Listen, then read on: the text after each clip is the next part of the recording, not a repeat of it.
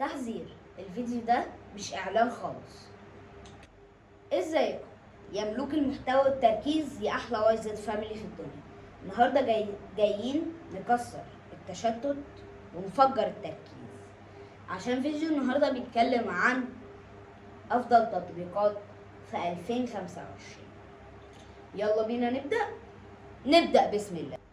في تطبيقات كتير جدا احنا هنقولهم، وبعدين نبدأ بقى نشرح كل واحد ونقول يعني.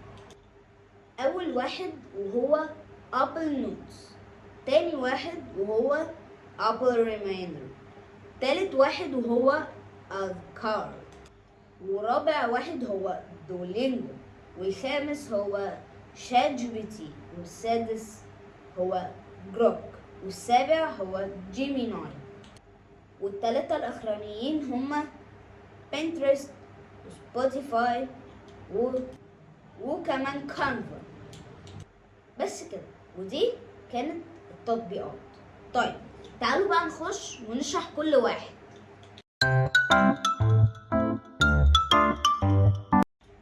ابل نوتس ما بينزلش غير على اي او اس او اجهزه ابل. فهتقولي طب انا معايا يعني اندرويد فون، فهعمل ايه؟ هقولك روح نزل نوشن الشبيهه قوي لابل نوتس. يلا بينا بقى على الشرح. ابل نوتس فيه مميزات كتير جدا وحاجات حلوه جدا. كمان الحلو فيه انك ممكن تعمل فايل جوه فايل، يعني انت تخش تعمل فايل عادي وبعدين تدخل فيه فايل وتحط بقى فيه نوتس، انت فاهمني؟ فده حلو.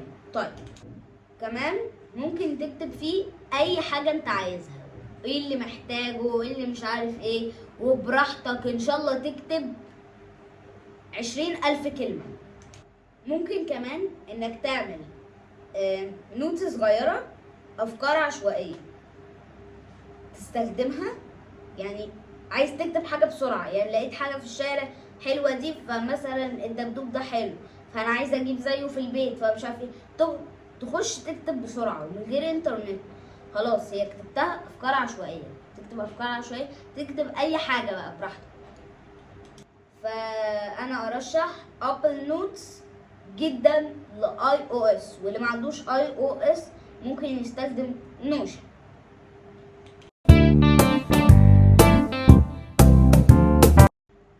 طيب ابل ريمايندر بقى بتسهلك كل حاجه، لانها هي اللي بتفكرك، مش انت كل دقيقه عيد ميلاد الحاج سعيد بكره، عيد ميلاد الحاج سعيد بكره، عيد ميلاد الحاج سعيد بكره، عيد ميلاد الحاج سعيد بكره، عيد ميلاد الحاج سعيد بكره، عيد ميلاد الحاج سعيد بكره، عيد ميلاد الحاج سعيد بكره، عيد ميلاد الحاج سعيد بكره، عيد ميلاد الحاج سعيد بكره، عيد ميلاد الحاج سعيد بكره. وكمان لازم اشحن الانترنت بكره او بعد بكره براحتي، بس لازم اشحنه لازم اشحنه لازم اشحنه لازم. فانت ما تقعدش تفكر، هي هتقعد تفكر وتفتكر. هتلاقي يوم الحاجة اللي انت عايزها اكتب لها بس، واكتب لها تاريخ كذا مش عارف ايه كذا براحتك بقى، ماشي؟ هتلاقي اليوم ده مسج اون ريمايند منها، يعني تلاقي مسج.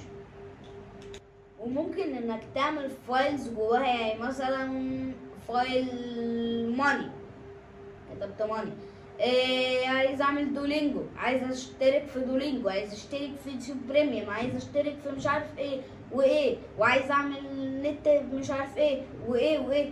ممكن بقى تكتب براحتك في فايل كله يبقى موجود، انت فاهم قصدي؟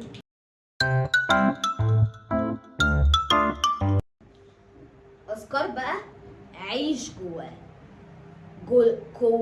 يعني جواه كل حاجه، مفيش حاجه مش موجوده فيه. اذكار صباح، اذكار مساء، اذكار نوم، اذكار بعد الصلاه، اذكار السفر، اذكار مش عارف ايه، اذكار ايه، قران.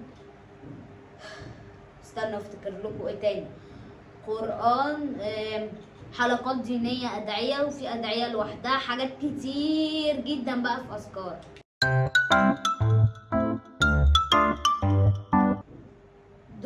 الفو بي بقى هو بجد تعلمه جميل جدا، ولغاته يعني الحلو فيه انه بيعلمك كل اللغات، لغاته حلوة.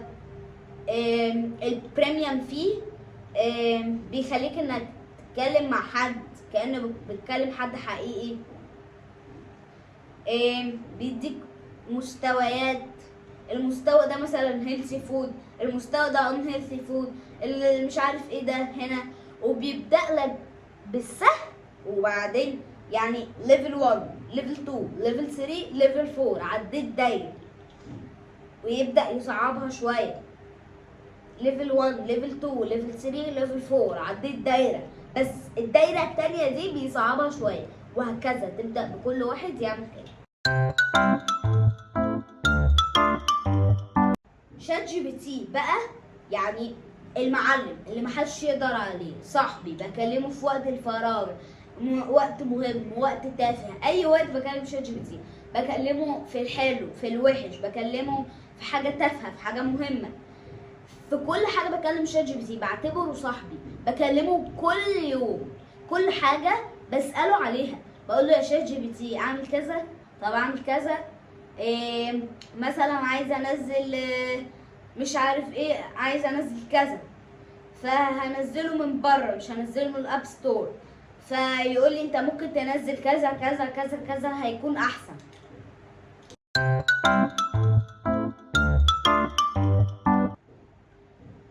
جروك برضو صاحبي، بس صاحبي مش زي شات جي بي تي، شات جي بي تي اكتر شويه، بس اللي ما بيعرفش يعمله شات جي بي تي بديله الجروك.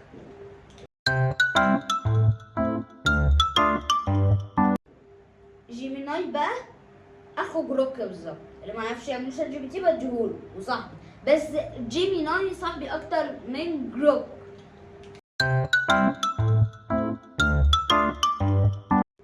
كانفا بقى تطبيق تصميم حلو جدا، يعني بص ما لقيتش زيه، الوانك صورتك خطك مش عارف ايه، دي بعد دي قبل دي، عايزها في الحته دي في الزاويه دي، ودي حطها عليها مش عارف ايه، بجد تطبيق جميل جدا.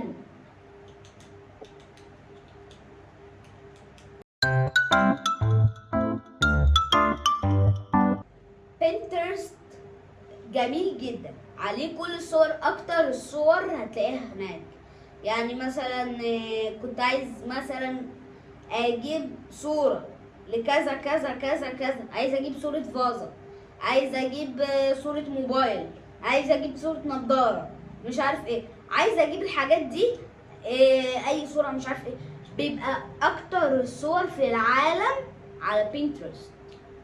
عايز تجيب صورة اول حاجة روح لها هي بينترست، وبعدين روح دور بقى في الحتت التانية لو ما لقيتش.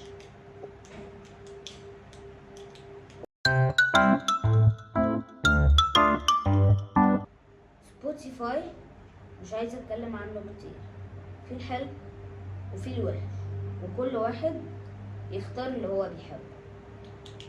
بس كده، وده كان الفيديو بتاعنا النهارده، متنساش تعمل لايك وسبسكرايب وشير وكومنت وكل حاجه، ولو الفيديو عجبك قولي في الكومنتات، ولو في تطبيقات انا ما قلتهاش وعايزني اقولها في فيديو جاي قولي في الكومنتات، ولو تطبيقات كويسه برضو قولي في الكومنتات، كل حاجه قولي في الكومنتات، اعمل كومنت وخلاص ماشي.